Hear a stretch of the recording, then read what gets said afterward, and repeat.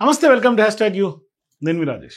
So ఇప్పుడు రెండు తెలుగు రాష్ట్రాల్లో ఎవరు ఊహించినటువంటి విధంగా గత కొంతకాలంగా నిడిగుంట అరుణ, నెల్లూరుకు సంబంధించినటువంటి కిలాడీ లేడీ, ఈమె గురించి అతిపెద్ద చర్చ జరుగుతోంది. సో ఇప్పుడు ఈమె అరెస్ట్ తర్వాత ఈమె వెనకాల ఉన్నటువంటి సూత్రధారులు ఎవరు అనేది అతిపెద్ద చర్చ జరిగింది.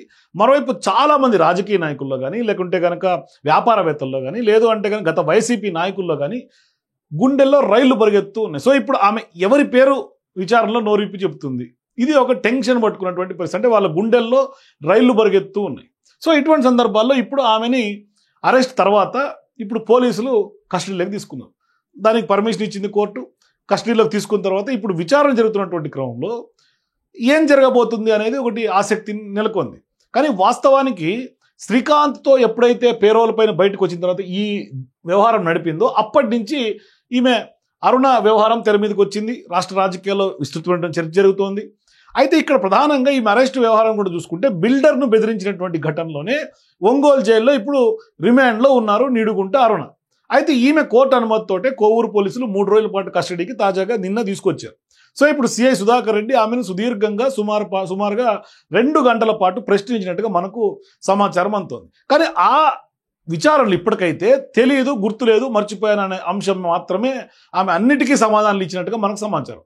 అది సహజంగానే వైసీపీ నాయకులు ఎవరు అరెస్ట్ అయినా ఇదే మాట చెప్తూ ఉన్నారు. ఈమె కూడా దానికి ఏమీ అతీతులేం కాదు. ఆమె కూడా అవే సమాధానాలు చెప్పింది. తెలియదు, మర్చిపోయా, గుర్తులేదు, మూడు సెంటెన్స్లు. అది పొసాని కృష్ణమూర్తి నుంచి మొదలుకుంటే ఇక మొత్తం అనిల్ కుమార్, లేకుంటే కసిరెడ్డి రాజశేఖర్ రెడ్డి, ఇట్లా అందరు. కానీ పోలీసులు అయితే మాత్రం ఇప్పుడు ఈమె వ్యవహారాన్ని పూర్తిగా విశ్లేషణ చేసే ప్రయత్నం చేస్తూ ఉన్నారు. ఎంత ఆమె తెలియదు, గుర్తులేదు, మర్చిపోయాని చెప్పినప్పటికీ విశ్లేషణ అయితే చేస్తూ ఉన్నారు. అంటే ఆమెకు సంబంధించినటువంటి వ్యవహారాలు, ఆమె ఎవరెవరితో లింకప్స్లో ఉన్నాయి, మరోవైపు ఆమెకు సంబంధించినటువంటి ఫోన్ డేటా, ఇట్లా పూర్తిగా పోలీసులు విశ్లేషిస్తూ ఉన్నారు. సో ఇప్పుడు ఆమెను మొదటి రోజు విచారణ తర్వాత సెంట్రల్ జైలుకు కూడా పంపించేశారు. కానీ ఇప్పుడు పోలీసుల విచారణలో నిడుగుంట అరుణ నిజాలు బయట పడుతుందా అన్నది ప్రశ్న. మరోవైపు విచారణకు ఆమె సహకరిస్తుందా అన్నది రెండో ప్రశ్న. రాబట్టాల్సినటువంటి అసలు విషయాలు ఏంటి అనేది ఇంకో ప్రశ్న. సో ఇప్పుడు ఆమె చీకటి బాగోతాలను పోలీసులు వెలికి తీస్తారా అన్నది కూడా మరో ప్రశ్న.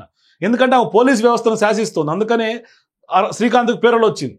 మరి ఇటువంటి సందర్భాల్లో అరుణ 4-5 ఫోన్లలో కూడా డేటా బయటికి వస్తుందా లేదా, మరి కేవలం ఒక ఫోన్ డేటానే బయటకు వచ్చి మిగతావి కనుమరుగైపోతాయా? ఇవే ప్రశ్నలు చాలా మందిని ఆంధ్రప్రదేశ్లో వెంటాడుతూ ఉన్నాయి.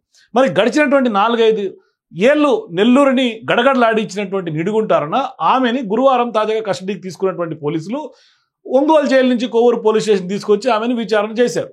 మరి కొంత సమాచారం తెలుసుకున్నట్లుగా కూడా మనకు సమాచారం అందుతోంది. అసలు విచారణకు 1-2 రోజుల్లో రెడీ అవుతోంది. కానీ పోలీసు ఉన్నతాధికారులు ఆమెను ప్రశ్నిస్తున్నట్లుగా సీరియస్గా కనిపిస్తోంది. మరి చాలా వరకు నేరాల్లో సంబంధం ఉన్నటువంటి అరుణ విచారణలో ఎలాంటి విషయాలు బయటపడుతుందన్నదే ఇప్పుడు క్వశ్చన్ మార్క్. కానీ ఇక్కడ పోలీసులు ఎంతవరకు బయటకు తీయగలుగుతారనేది మరో ప్రశ్న. సో ఇప్పుడు రాజకీయ నాయకుల్లో కూడా ఒక రకమైనటువంటి ఆసక్తి ఈమె ఏం చెప్తుందనే దానిపైన ఉంది. సో ఇప్పుడు నెల్లూరు జిల్లా కోవూరు మండలం పరిధిలో ఒక అపార్ట్మెంట్లో ఫ్లాట్ను ఆక్రమించినటువంటి కేసులోనే అరుణ అరెస్ట్ అయింది. కానీ 19 నుంచి రిమాండ్పై ఒంగోలు జైల్లో ఉంది. అరుణపై ఫిర్యాదు చేసేందుకు బాధితులు ఇప్పటికే పెద్ద ఎత్తున నెల్లూరు, కోవూరు ఈ పరిసర ప్రాంతాల్లో పోలీస్ స్టేషన్లో క్యూ కడుతున్నటువంటి సందర్భాలు ఉన్నాయి.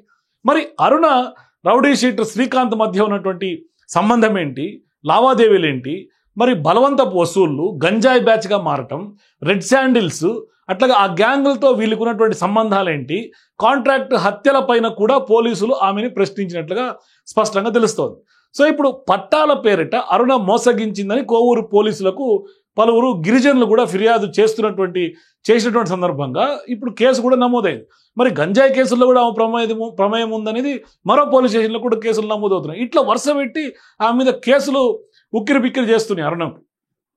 సో ఇప్పుడు అరెస్ట్ సమయంలో ఆమె సెల్ ఫోన్లను కూడా పోలీసు ఉన్నతాధికారులు సీజ్ చేశారు.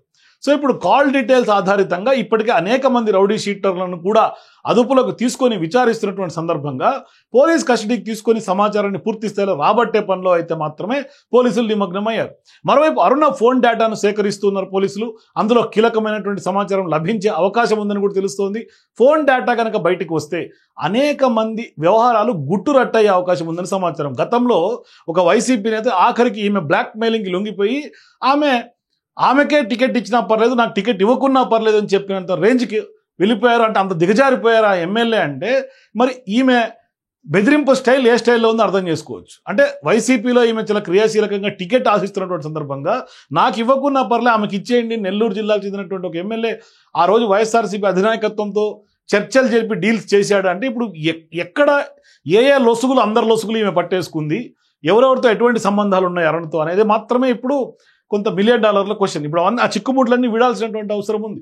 సో ఇప్పుడు అరుణతో సన్నిహితంగా ఉన్న వారిలో కూడా ఒక అలజడి ఈ విధమైనటువంటి మొదలైంది. సో ఇప్పుడు విచారణ విషయాలు బయటికి పొక్కకుండా పోలీసు అధికారులు అయితే కొంత గోప్యత పాటిస్తున్నట్టు కనిపిస్తుంది. సో ఇప్పుడు వాళ్ళందరి గుండెల్లో ఒక రకంగా దడ మొదలైంది. కానీ కిలాడి అరుణకు సహకరించినటువంటి వ్యక్తుల గుండెల్లో ఇప్పుడు దడ మొదలైనటువంటి నేపథ్యంలో పోలీస్ కస్టడీలో మరి వాళ్ళ పేర్లు బయట పడితే పరిస్థితి ఏ విధంగా ఉంటుంది, మరి వాళ్ళని కూడా అరెస్ట్ చేసే అవకాశం ఉంటుంది. తీగలాగితే డొంక కదిలినట్టుగా మొత్తం బండారం బయటపడుతుంది. తమను అరెస్ట్ చేస్తారనే ఆందోళన వారిలో కూడా మొదలైపోయింది. మరి ఈ క్రమంలోనే రాష్ట్ర పోలీస్ బాస్ కూడా తాజాగా జిల్లాకు రావడం అత్యంత ప్రాధాన్యత సంతరించుకుంది. అంటే ఈ కేసు నిమిత్తమే ఆయన వచ్చారా అనే చర్చ కూడా జరుగుతుంది ఒకవైపు. మరి ఇప్పుడు కోవూరు పోలీస్ స్టేషన్లో నమోదైనటువంటి కేసులో ఒంగోలు జైల్లో రిమాండ్లో ఉన్నటువంటి అరుణను పోలీసులు అదుపులోకి తీసుకొని పూర్తి స్థాయిలో సుదీర్ఘంగా విచారణ కొనసాగుతున్నటువంటి నేపథ్యం చూస్తుంటే మిగిలిన 2 రోజుల్లో వీలైనంత సమాచారాన్ని కూడా రాబట్టేందుకు పోలీసులు అయితే సిద్ధపడుతున్నారు. ఇప్పుడు ఇవాళ రేపు కూడా ఇంకా విచారణ జరిగే అవకాశం ఉంటుంది. ఆమె ముఖ్య అనుచరులైనటువంటి వాళ్ళని 4గురిని ఇప్పుడే నెల్లూరు నగర పోలీసులు అదుపులోకి తీసుకొని కొద్ది రోజులుగా విచారణ జరుపుతున్నట్టు కూడా తెలిసింది. మరి వాళ్ళు ఏం చెప్పారు అన్న గురించి కూడా మరో సస్పెన్స్గా ఉంది. వీరిలో 2 సుమారు 6 ఏళ్ల క్రితం రైల్లో జరిగినటువంటి నగదు దోపిడీ కేసుల్లో కూడా నిందితులుగా కూడా పోలీసులు గుర్తించినట్టుగా తెలుస్తోంది.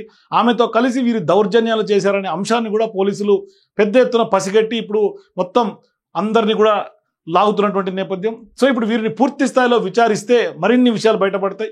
మరోవైపు తిరుపతి జిల్లాలో కూడా శ్రీకాంత్ అరుణకు సన్నిహితంగా ఉన్నటువంటి వ్యక్తులను కూడా అదుపులోకి తీసుకొని అక్కడ జరిగినటువంటి కొన్ని నేరాల్లో ఎవరి ప్రమేయం ఏంటి, ఎవరి పాత్ర ఎంత అనే అంశాలపైన కూడా ఆయా కోణాల్లో భిన్న కోణాల్లో పోలీసులు విచారణ జరుపుతున్నట్టుగా కనిపిస్తోంది. సో ఇప్పుడు పోలీసు అధికారులను భయపెట్టి కూడా లొంగు తీసుకున్నటువంటి అరుణ విచారణకు సహకరిస్తుందా? ఎందుకంటే పెద్ద పెద్ద ఎస్పీ రేంజ్ అధికారులతోనే ఈమె సంబంధాలు ఉన్నటువంటి నేపథ్యంలో, ఈమె మీద గోవాకు వెళ్ళినటువంటి ఆరోపణలు ఉన్నటువంటి నేపథ్యంలో మరి ఎంతవరకు ఈమె సహకరిస్తుంది? మరి పోలీస్ బాసులతో సీక్రెట్ లింకులు, రాజకీయ నేతలతో కొంత సన్నిహిత స్నేహ బంధాలు బయటకు వస్తాయా? అంతేకాదు అరుణ ఇప్పటివరకు వాడినటువంటి 4-5 ఫోన్లలో వాటిలో డేటాను బయటికి తీయాల్సి ఉంది. మరి అది ఎంతవరకు సాధ్యమయ్యే అవకాశం ఉంది? మరొకవేళ సాధ్యమైతే ఎవరెవరు బయటకు వస్తారు? సీక్రెట్ ఫోల్డర్లో దాచినటువంటి ఆడియోలు, వీడియో ఫైళ్లు కూడా బయటకు వస్తే రాష్ట్రాన్ని ఒక కుదిపే అవకాశాలు స్పష్టంగా కనిపిస్తుంది అనేది రాజకీయ నిపుణులందరూ భావిస్తున్నారు. నిజంగా ఒకవేళ ఆ వీడియోలు, ఫోటోలు కనుక బయటకు వస్తాయి అంటే ఈమె దందానే అది కదా, ఫోటోలు, వీడియోలు తీసి బ్లాక్మెయిల్ చేయాలి. మరి ఆ బ్లాక్మెయిల్ చేసినటువంటివన్నీ కూడా బయటకు వస్తే ప్రధానంగా చాలా వరకు పెద్ద పెద్ద ప్రముఖుల పేర్లన్నీ కూడా బయటకు వచ్చే అవకాశం ఉంటుంది. సో ఇప్పుడు వాళ్ళ జీవితాలు, వాళ్ళ భవిష్యత్తు ప్రమాదంలో పడినట్టు. ఒకవేళ అదే జరిగితే ఐపీఎస్ నుంచి సెక్రటరేట్ వరకు చాలా మంది అధికారుల జాతకాలన్నీ కూడా తారుమారు అయిపోయే అవకాశాలు ఉంటాయి. వాళ్ళందరూ గుట్టు బయటపడే అవకాశాలు ఉంటుంది. మరి అరుణ గ్యాంగ్ ఎన్ని కోట్లు సంపాదించింది ఇప్పటిదాకా ఇటువంటి బ్లాక్మెయిల్స్ తోటి, ఇది కూడా బయటకు వచ్చే అవకాశం ఉంటుంది. సో ఇప్పుడు అరుణ నడిపించినటువంటి గ్యాంగ్లో కీలక వ్యక్తులు ఎవరు, ఆ గ్యాంగ్ ఎన్ని హత్యలు చేసింది, ఎన్ని కోట్లు సంపాదించింది, ఇలాంటి విషయాలన్నీ బయటపడితే ప్రభుత్వం పూర్తి స్థాయిలో ప్రభుత్వం పైన నమ్మకం కలుగుతుందని కూడా చాలామంది బాధితులు వేడుకుంటున్నారు. ఇదే సమయంలో ఆమెను బెయిల్పై బయటికి తీసుకురావాలని కూడా వైసీపీ ప్లాన్ చేసినట్లుగా కూడా కొన్ని వార్తలు సోషల్ మీడియాలో హల్చల్ చేస్తున్నటువంటి నేపథ్యంలో మరోవైపు ప్రభుత్వం హోంమంత్రి పైన కూడా ఆమె చేత విమర్శలు చేయించి బురద జల్లాలని కుట్రకు కూడా పథకం చేసినట్లు కూడా తెలుస్తోంది.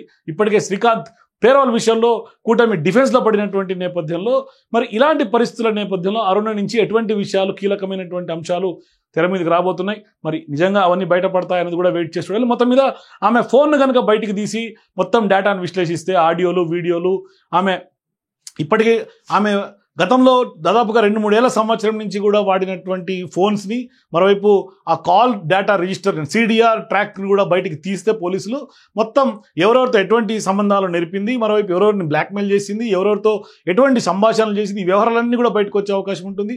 అరుణ లీలలు ఒకటొకటి బయటకు వస్తుంటే ఇంకా అరుణతో పాటుగా ఆమెకు సహకరించినటువంటి వాళ్ళవి, పాత్రదారులవి, సూత్రధారులవి, ఇట్లా అందరు గుట్టు బయటపడే అవకాశం ఉంటుంది. ఇక ఆ గుట్టంతా కూడా త్వరలోనే పోలీసులు బయటపెట్టే అవకాశాలు ఉంటాయి ఈ పూర్తి స్థాయిలో కస్టడీ విచారణ తర్వాత. సో ఇప్పుడు ఇదంతా కూడా కస్టడీ రిపోర్ట్లో పోలీసులు పొందుపరిచే అవకాశం ఉంటుంది. ఒకవేళ ఈ కస్టడీ సరిపోకపోతే మరికొన్ని రోజులు మరొకసారి పిటిషన్ వేసుకొని కోర్టులో మరిన్ని రోజులు కూడా పోలీసులు కస్టడీకి తీసుకునే అవకాశాలు ఉంటాయి. సో చూద్దాం ఈ అరుణ వ్యవహారంలో ఎవరెవరి పేర్లు బయటకు వస్తాయి, ఏమేమి జరగబోతుంది, అంతా కూడా ఆసక్తి, ఉత్కంఠ, సస్పెన్స్గానే మారుతుంది. మీ అభిప్రాయాలను అరుణ కేసులో ఎవరెవరి పేర్లు బయటకు వచ్చే అవకాశం ఉంటుంది, మరి గత ప్రభుత్వం ప్రమేయం ఎంత, ఈ ప్రభుత్వంలో ఉన్నటువంటి పోలీస్ బాసుల ప్రమేయం ఎంత, మీ అభిప్రాయాలు కింద కామెంట్స్ తెలియజేయండి. For more videos please watch #.